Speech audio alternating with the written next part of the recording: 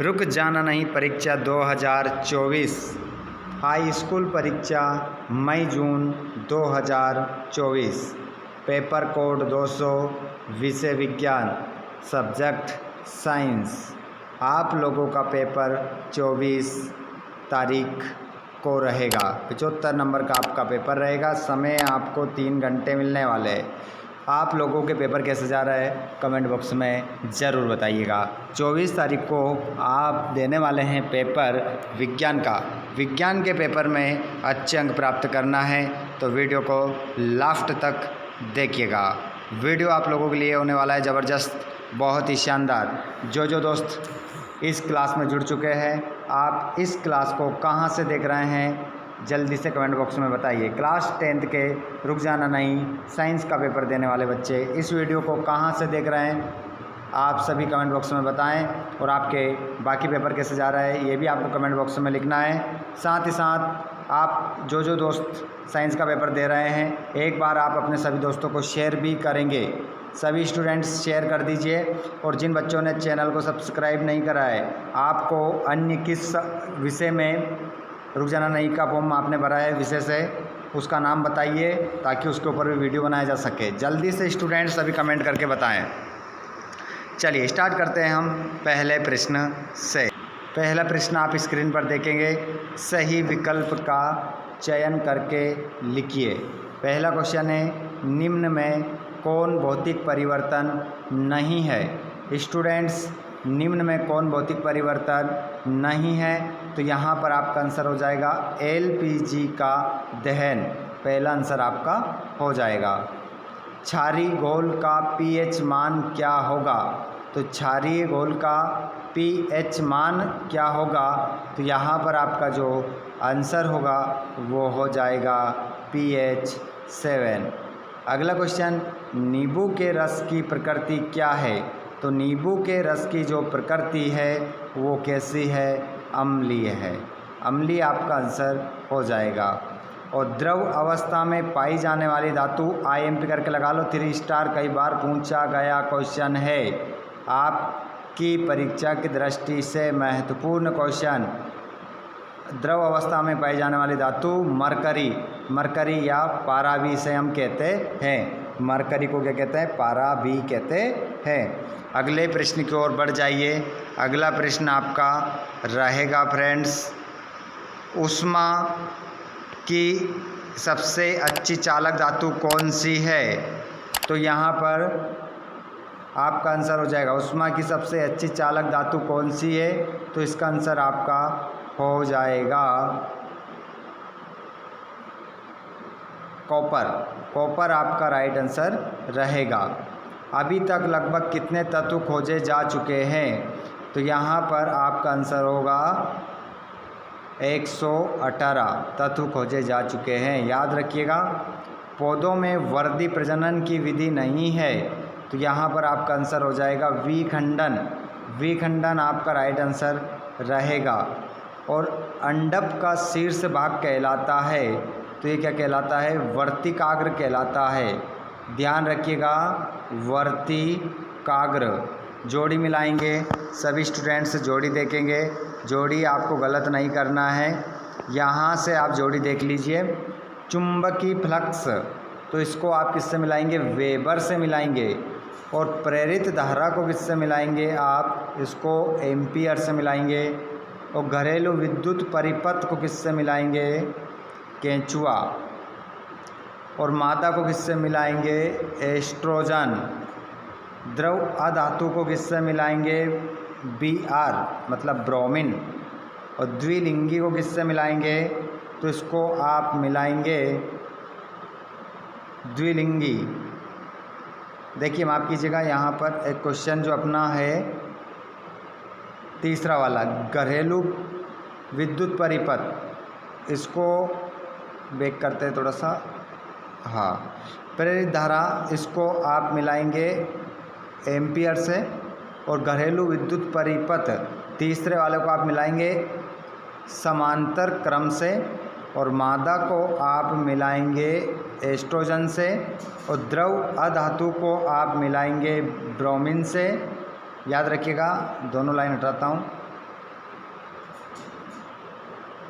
Number 4 oestrogen और number 5 आपका जो हो जाएगा वो हो जाएगा ब्रोमीन। ध्यान रखिएगा। द्विलिंगी आप मिलाएंगे केंचुआ, और निषेचन की जो प्रक्रिया वो यहाँ पर आप नर तथा मादा युग्मकों का संलयन से होती है। कम क्रियाशील धातु जो होती है वो Au मतलब सोना होती है। आगे बढ़ते फ्रेंड्स। प्रश्न नंबर 3 है जिसमें रिक्त स्थानों की आपको पूर्ति करना है। तो यहाँ पर देखते हैं रिक्त स्थान सभी। देखिए ऑक्सी श्वसन में ATP अणु उत्पन्न होते हैं, तो यहाँ पर क्या लिखेंगे आप 2 ATP अणु उत्पन्न होते हैं। अगला अमीबा जीव है, तो अमीबा कैसा जीव है? एक कोशिकी, ऐसा आप लिखेंगे, एक कोशिकी। अगला शरीर में जल का अवशोषण में होता है, तो यहाँ पर आंसर क्या हो जाएगा? बड़ी आंत। जल का अवशोषण कहाँ होता है? बड़ी आंत में होता है। अगला क्वेश्चन, प्रिज्म के 2 पार्श्व पलकों के बीच के कोण को कहते हैं, तो उसको हम क्या कहेंगे? प्रिज्म कोण कहेंगे। प्रिज्म कोण उसको कहेंगे, याद रखिएगा, प्रिज्म कोण। अगला क्वेश्चन, श्वेत प्रकाश का प्रिज्म द्वारा अपनी रंगों में विभक्त हो जाने की घटना को प्रकाश का कहते हैं, तो उसे प्रकाश का जो कहते हैं स्टूडेंट्स, उसे कहते हैं वर्ण विक्षेपण। क्या कहते हैं? वर्ण विक्षेपण। कहाँ लिखा है? ये लिखा है, देख सकते हैं आप। और ग्रेफाइट विद्युत का है, तो ग्रेफाइट जो होता है विद्युत का वो सुचालक होता है। और 1 अश्व बराबर वाट, तो यहाँ पर ये क्वेश्चन कई बार पूछा गया है। 746 वाट होता है 1 अश्व शक्ति बराबर। और विश्व पर्यावरण दिवस कब मनाया जाता है फ्रेंड्स? तो आप सभी जानते हैं आने वाले समय में हम 5 जून को क्या मनाएंगे? विश्व पर्यावरण दिवस को मनाएंगे। चलिए अब हम एक शब्द में उत्तर देखेंगे। बढ़ जाइए सभी। रेगिस्तान की मरीचिका किस क्रिया का उदाहरण है? तो यहाँ पर इस जो क्रिया का उदाहरण है उसमें आपका जो आंसर होगा फ्रेंड्स वो होगा पूर्ण आंतरिक परावर्तन। इस क्रिया को क्या कहते हैं? रेगिस्तान में हमें मृग मरीचिका उसे कहते हैं। हम जब रेगिस्तान में रहते हैं और हम देखते हैं यहाँ खड़े हैं और हम दूर देखेंगे तो हमें क्या दिखाई देगा? पानी भरा हुआ दिखाई देगा।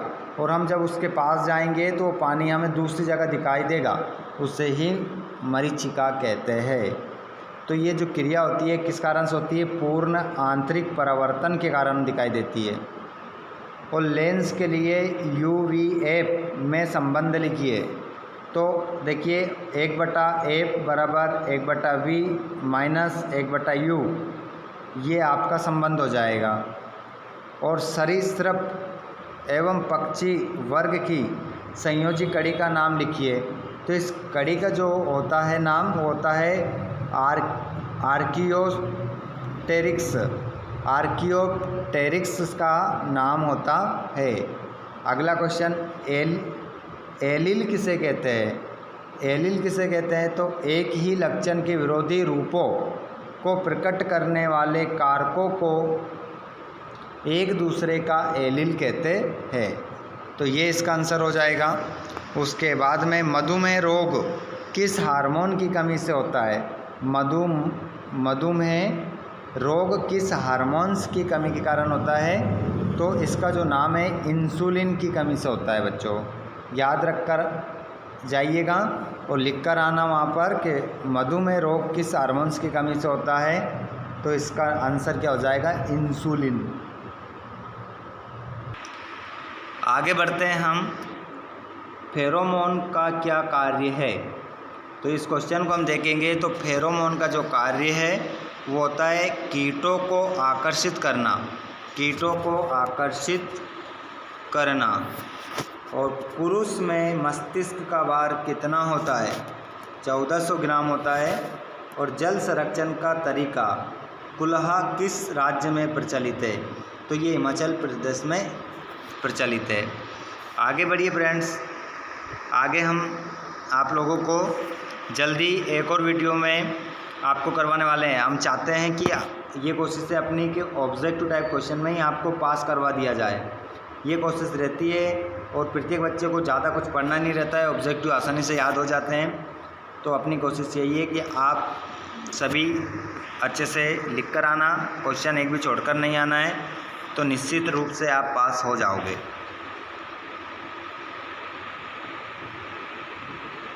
एक बार आप सभी अपने दोस्तों को भी शेयर कर दीजिएगा इस वीडियो को। जो दोस्त हमारी क्लास में नहीं जुड़े हैं उनको शेयर करिए, और जिनको क्लास पसंद आई हो लाइक करिएगा, चैनल को सब्सक्राइब करिएगा। आने वाले वीडियो आपको मिलते रहेंगे। धन्यवाद।